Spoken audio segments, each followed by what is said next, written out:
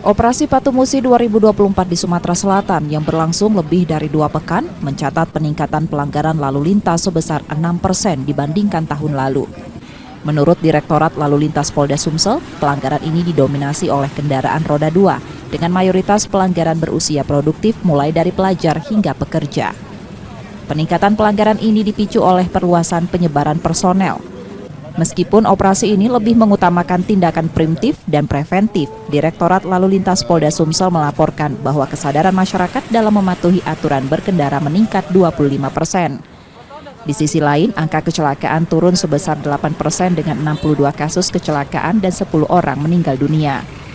Pertumbuhan jumlah kendaraan terutama di kalangan pelajar menjadi perhatian.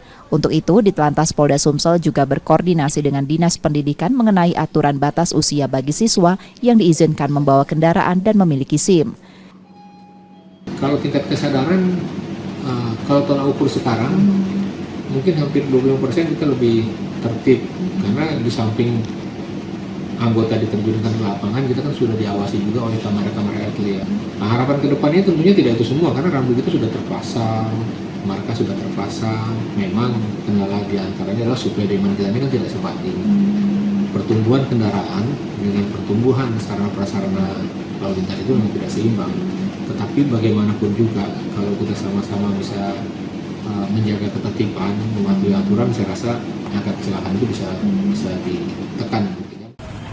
Dalam pelaksanaan operasi Patu Musi 2024 yang dimulai pada 15 Juli lalu, sebanyak 587 personel gabungan dikerahkan dan ditempatkan di berbagai titik lokasi rawan pelanggaran lalu lintas.